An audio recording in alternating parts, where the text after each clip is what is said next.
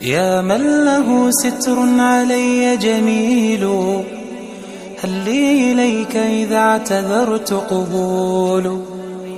أيدتني ورحمتني وسترتني كرما، فأنت لمن رجاك كفيل. وعصيت ثم رأيت عفوك واسعا، وعلي سترك دائما مسبول. فلك المحامد والممادح في الثناء، يا من هو المقصود والمسؤول. يا من هو المقصود والمسؤول.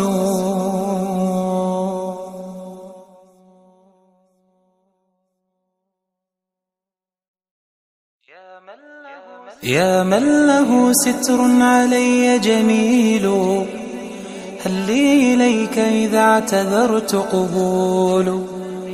أيدتني ورحمتني وسترتني كرما، فأنت لمن رجاك كفيل.